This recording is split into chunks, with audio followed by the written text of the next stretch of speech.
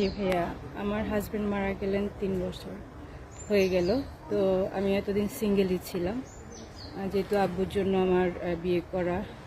তো আমি চাইছি যে যে মানুষটি আমার লাইফে আসবেন, উনি যেমনই হোক, মানে আর্থিক অবস্থা ওনার যেমনই হোক, উনি যেন আমাদের সম্পর্কের সম্মানটুকু রাখেন। আমাকে যেভাবেই রাখেন, উনি ডাল ভাত যতটুকু ওনার সাধ্যে কুলো আমাকে যেভাবেই রাখেন, আমার তাতে কোনো সমস্যা নেই।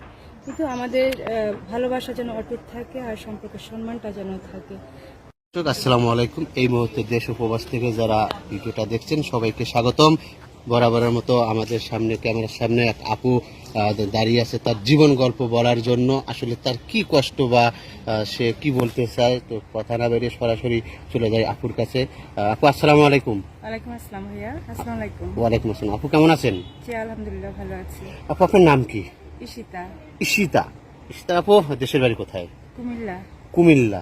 জি। তা ফ্যামিলিতে কে কে আছে আপু? আব্বু আম্মু, বড় ভাই আর আমার একটা বাচ্চা আছে। আপনার বাচ্চা আছে। তো মূলত এখন আপনার বয়স কত? 28 বছর। 28 বছর। আর মূলত আপনি এখন কি করছেন? কিছুই না। কিছুই না। না। যেহেতু বাচ্চার কথা বলছেন, আপনি বাচ্চার বাবা কোথায়? বাচ্চার বাবা বাইক অ্যাক্সিডেন্টে মারা গেছে। বাইক অ্যাক্সিডেন্টে মারা গেছে না? জি ভাইয়া। কত বছর আগে? 3 বছর। 3 বছর। বাচ্চা কি আপনার ছেলে হওয়ার পরে না ছেলে হওয়ার পরে। ছেলে হওয়ার পরে? জি। আচ্ছা। এখন ওই স্বামীর থেকে ডিভোর্স হয়ে মানে সব যোগাযোগ আছে শ্বশুরবাড়ির সঙ্গে? না। যোগাযোগ নেই না? আচ্ছা।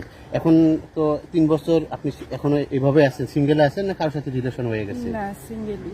সিঙ্গেলে আছেন না? আসলে আপনি এখন বিয়ে করতে চাচ্ছেন? জি ভাইয়া, আমার আব্বু অসুস্থ হন। তো আব্বুর শেষ ইচ্ছে হলো, একজনকে তো আল্লাহ নিয়ে গেছেন, এখন আরেকটা ভালো মানুষ পেলে ওনার হাতে যেন তুলে দিয়ে যেতে পারেন, এটা আব্বুর শেষ ইচ্ছে। আপনার বাবার শেষ ইচ্ছা আপনার জন্য আবার নতুন করে আবার কাউকে হাতে তুলে দিয়ে উনি নিশ্চিন্তে থাকতে পারে, তাই না? সবার প্রতি বাবা মায়ে চায় তার ছেলে মেয়েকে, একটা মেয়েকে বা ছেলেকে একটা শেষ দেখা বা শেষ ইচ্ছা থাকে সবার, তাই না? আচ্ছা আপু, আপনি এখন এসেছেন কি বিয়ে করার জন্য না কোন হেল্পের জন্য? সরাসরি বলবেন, স্ট্রেট না ফরওয়ার্ড। ভাইয়া, বিয়ে করার জন্য। বিয়ে করার জন্য, তাই না? জি, জি। তো আপনার বয়স বলছেন কত? 28 বছর। 28 বছর। তো আপনি কতটুকু সিনিয়র চাচ্ছেন? বয়সটা তো বিয়ের ক্ষেত্রে কোনো বিষয় না, বয়স ওনার যেমনই হোক, মনটা ভালো হতে হবে। ব্যাস। মনটা ভালো হইতে হবে। তো আপনি তো মাশাআল্লাহ দেখতে সুন্দর। আপনি তার বাহ্যিক সৌন্দর্য কিরকম, তার সে ছেলেটা কিরকম সুন্দর হবে? ছেলেদের নানান কোনো সৌন্দর্য হয় না, ছেলেরা নিজেরাই একাই 100 একাই সুন্দর। তার টাকা পয়সা কিরকম থাকতে হবে? টাকা পয়সা যেরকমই থাক, শুধু ভালো একটা মন থাকতে হবে, মন থাকতে আপনাকে হবে। টেক কেয়ার করবে, ভালোবাসবে, জি। তাই না আপু? জি। আচ্ছা, আর যেহেতু বলছেন আপনার স্বামী মারা গেছে, আপনার আগের স্বামী যে আপনাকে যেটুকু আদর করতো, আপনি কি নেক্সট যে আপনার জীবন সঙ্গী হবে, হাজবেন্ড হবে, তার কাছে কি ওই রকম একটু আদর বা ভালোবাসা আপনি চাবেন? ভাইয়া, আমি না, আপনি আপনি তো, যে চলে গেছে সে তো সেই ছিল, এখন যে আসবে উনি ওনার মতো করে ভালোবাসবেন, ওনার মতো করে যতটুকু যত্ন সম্মান সম্পর্কে সম্মান দিতে পারেন, এটা ওনার। আপনার টাকা পয়সা ওখানে কোনো চাওয়া পাওয়ার নেই, তাই না আপু? না। আচ্ছা আপু, আপনার এই কথা বা শুনে জেনে শুনে কেউ যদি যোগাযোগ করতে চায়, তাহলে আপনার নাম্বারটা দিয়ে দেন, আমি আপনার নাম্বারটা দিয়ে দিই। ভাইয়া, আমার কোনো পার্সোনাল নাম্বার নেই, আপনাদের চ্যানেলের মাধ্যমে যোগাযোগ করলেই আমাকে পাবেন। কেন আপনি ফোন চালান না? না। আচ্ছা, তাই না? সুপ্রিয় দর্শক, আসলে ঈশিতা আপু একটা কথা বলেছে, কারণ ওনার হাজবেন্ড মারা যাওয়ার পর উনি ফোন টোন চালায়নি, কারণ মন মানসিকতা একেবারেই নষ্ট হয়ে গেছে, ভেঙে গেছে, এই জন্য উনি আর ফোন চালায় নাই।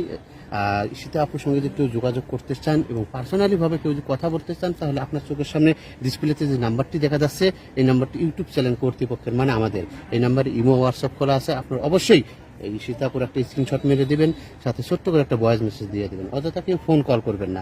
ঈশিতাপু, আর কিছু ছোট প্রশ্ন, আপনার কোনো ভাই বিয়ে করে যদি প্রবাসী নিয়ে যায়, আপনি কি যাবেন? জি অবশ্যই।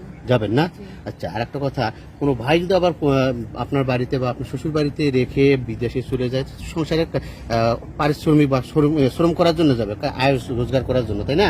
আপনি কি কারোর সাথে পরকীয়া এরকম কোনো লিপ্ত হবেন? না ভাইয়া, না। হ্যাঁ, না। সম্ভাবনা আমার আছে? না না না, আমার মানুষটা যাওয়ার পরে তো আমি নিতে পারতাম না। হ্যাঁ, আমি যেহেতু তো আপনার বিয়ের একটা জন্যই এসেছি ভাইয়া। আপনার একটা বাচ্চা আছে, আর যে আপনার বিয়ে করবে 35 বছর, ভাইয়ের যদি কোনো ভাই একটা ছেলে মেয়ে থাকে বা বাচ্চা থাকে, সমস্যা হবে? তাতে কোনো সমস্যা নেই। সমস্যা হবে না? না, তার ওয়াইফ যদি মারা যায় বা পরকে চলে যায় এরকম না, কোনো সমস্যা নেই। কোনো সমস্যা হবে না, শুধু চাচ্ছেন আপনি ভালো একটা মনের মানুষ, তাই না আপু? আচ্ছা ঠিক আছে সুপ্রিয় দর্শক, আসলে ঈশিতা আপুর জীবনের অনেক কষ্ট, কারণ উনি অল্প বয়সে স্বামীকে হারিয়েছে, এই জন্য ওনার মনে অনেক কষ্ট দুঃখ। তো উনি চাচ্ছে ভালো একটা মনের মানুষ, টাকা পয়সা ওনার কাছে কোনো ব্যাপার না, কোনো টাকা পয়সা চাচ্ছে না। তো আপনারা অবশ্যই যদি কেউ সীতাপুকে বিয়ে করতে চান, একবার বলছি, যদি বিয়ে করতে চান টাইম পাস করার জন্য না, শুধুমাত্র যদি যারা বিয়ে করবেন তারাই শুধু আমাদেরকে নক করবেন। স্ক্রিনে যে নাম্বার আছে এই নাম্বার ইমো হোয়াটসঅ্যাপ খোলা আছে, এটা ইউটিউব চ্যানেল কর্তৃপক্ষের নাম্বার। আপনারা অবশ্যই সীতাপুর একটা স্ক্রিনশট মেরে পাঠিয়ে দেবেন, সাথে ছোট্ট করে দেবেন। সীতাপু ভালো থাকবেন, সুস্থ থাকবেন, আল্লাহ হাফেজ, আসসালামু আলাইকুম।